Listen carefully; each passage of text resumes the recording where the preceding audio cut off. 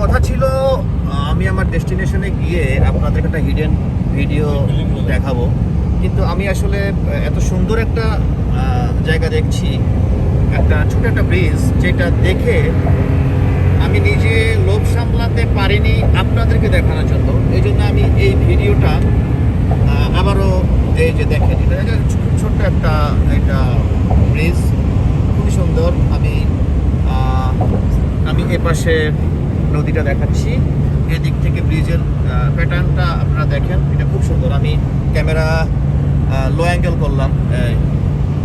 এই ব্রিজটার নাম হলো চোমালিয়া ব্রিজ, এটা খুব সুন্দর।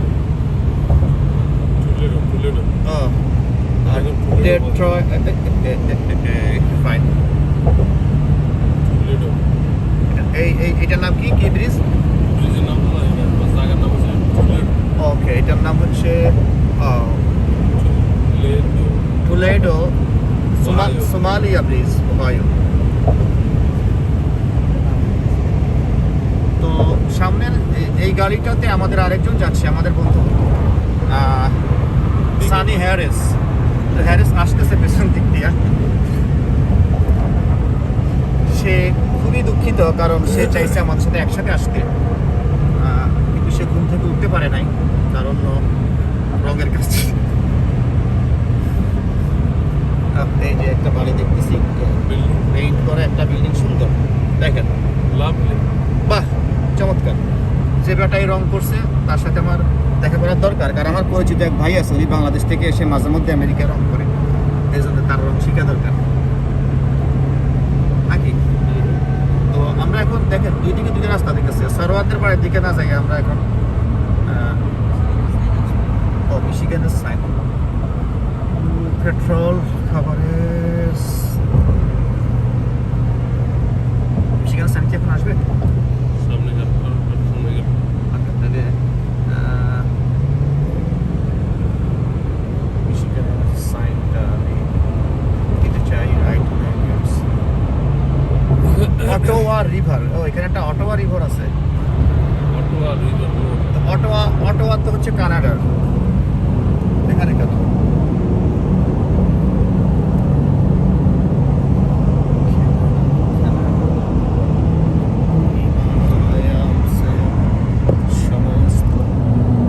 এই পাশে একটা রেল রোড দেখা যাচ্ছে, ট্রেনগুলোকে এখানে ইয়ে করা হয়, ঠিক করা হয়। রাইট, হিমালয় আলপসের সমস্ত জমাট বড় একদিন জমেও যায়, তবুও তুমি আমার।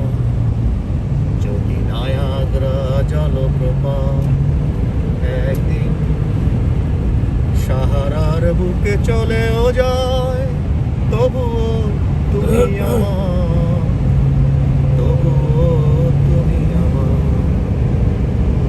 যদি প্রশান্ত মহাসাগরের এক ফোঁটা জল আর নাই থাকে। ওকে, তো আমরা খুব কাছাকাছি, সম্ভবত আরেকটু পরে আমরা মিশিগানের সাইনটা পাবো। আমি মিশিগানের সাইনের অপেক্ষায় আছি।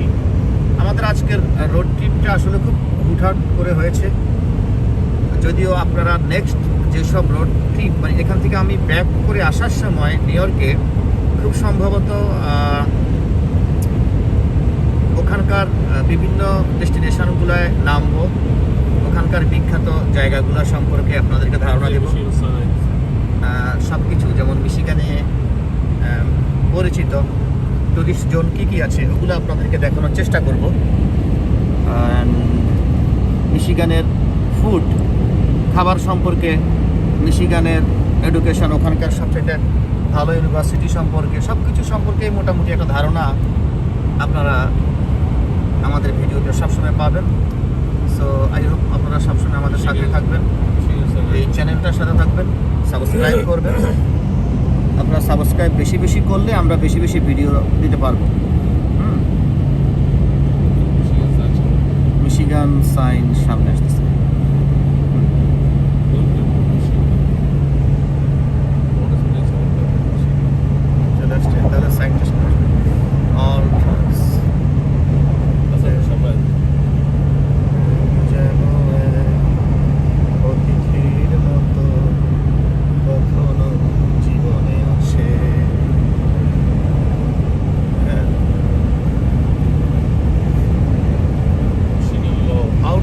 স্টেটগুলোতে একটা বিশেষত্ব আছে, সেটা হচ্ছে আপনি যখন হাইওয়ে দিয়ে যাবেন আশপাশে প্রচুর ফার্ম হাউস, যেটা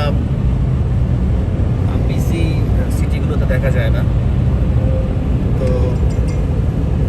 নিউ ইয়র্কে কিংবা নিউ জার্সিতে এগুলো চিন্তা করা যায় না, যে মাইলের পর মাইল খালি রাস্তা, ফার্ম হাউস, খালি জমি, এবং কিছু কিছু জায়গা অদ্ভুত যে আপনি দূর থেকে যখন দেখবেন আপনি আপনার মেমোরি, আপনার স্মৃতি আপনাকে সেই আপনার বাংলাদেশে নিয়ে যাবে। আপনার মনে হবে যে ওই বাড়িটা পরিচিত মনে হচ্ছে, মানে নিজের নিজের গ্রামের বাড়ির ফিলটা আপনি পাবেন, এরকম মনে হয় আর কি।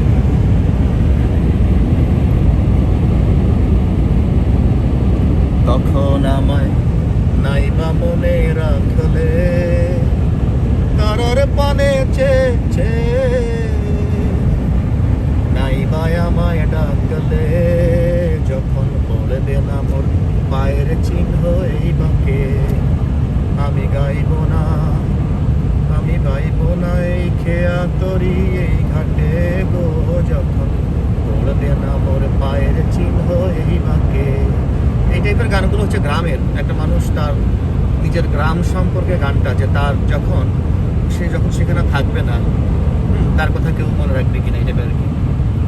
চুকিয়ে দেব বেচা কেনা, মিটিয়ে দেব আনাগোনা, বন্ধ হবে লেনা দেনা এই হাটে, তখন আমায় নাইবা মনে রাখলে, তারার পানে চেয়ে নাইবা আমায় ডাকলে, যখন পড়বে না মোর পায়ের চিহ্ন এই বাঁকে। তো আমি নিজেও একটু স্মৃতির মধ্যে ডুবে গেলাম আসলে এই লং ট্রিপে। আমার কাছে আমার সেই গ্রাম, সেই পুকুরে ঝাপাঝাপি, সেই বর্ষায় ধানের কাদার মধ্যে সবাই হাডুডু খেলা, অনেক কিছুই মনে হয়। তো এটাকে বলা হয় যে এস.জি. ওয়েলসের একটা বই ছিল, অনেক বছর আগে পড়েছিলাম, তার নাম হচ্ছে দ্য ইনভিজিবল ম্যান। আমার ধারণা আপনারা অনেকেই পড়েছেন এই বইটা। দ্য ইনভিজিবল ম্যানের গল্পটা ছিল একটা মানুষ ইনভিজিবল হয়ে যায়, হঠাৎ করে অদৃশ্য হয়ে যায়। সে সবার মধ্যেই হাঁটছে, থাকছে, ঘুরছে, কিন্তু তাকে কেউ দেখে না। খুবই ইন্টারেস্টিং একটা এস.জি. ওয়েলসের লেখা। পরবর্তীতে এটা নিয়ে মুভি হয়েছিল। তো সামটাইমস লাইফে খুব ইচ্ছা করে ইনভিজিবল ম্যান হইতে, মানে আমাকে কেউ দেখবে না, আমি সবাইকে দেখছি। যেরকম গতকালকে আমার এক বোন বলছিল যে তার হাজব্যান্ড, না সে যদি না থাকে পৃথিবীতে, তার হাজব্যান্ড কী করে, সে এসে দেখতে চায়। তার হাজব্যান্ড কি অন্য কাউকে ভালোবাসবে, সে কি অন্য কাউকে বিয়ে করবে, সে কি ঠিক যেভাবে তার হাতটা ধরতো সেভাবেই ধরবে, তার অনুভূতিটা কি হয় মানুষের আসলে, যে একজন মানুষ পৃথিবীতে না থাকলে তার প্রিয় মানুষরা কি করে। তো এইটা একটা ইনভিজিবল ম্যানের, এস.জি. ওয়েলসের ওই বইটার মতোই। এস.জি. ওয়েলসের ইনভিজিবল ম্যান, সে বেঁচে থেকেই দেখছে তার আশপাশের মানুষরা তাকে নিয়ে কি করে।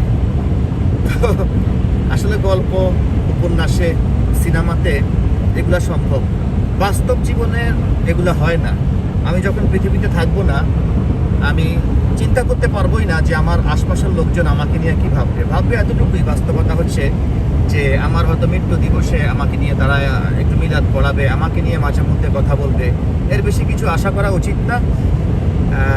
কারণ আমরা বেঁচে থাকতেই আমাদের প্রিয়জনদের কাছ থেকে অনেক সময় যা আশা করি তা পাই না, অথবা যা পাই তা আশা করি না। সেক্ষেত্রে আমরা পৃথিবীতেই নাই, বাঁচবই না। সেইখানের থেকে আবার টাইম মেশিনে করে পৃথিবীতে এসে আমাকে নিয়ে কি বলা হচ্ছে, কি করা হচ্ছে, এই চিন্তাগুলা কোনো প্রয়োজন নাই। তো যতদিন বেঁচে থাকি পৃথিবীতে, প্রিয় ভাইয়া, প্রিয় আপুদের নিয়ে ভালো থাকি, এতটুকুই হচ্ছে আমাদের প্রাপ্তি।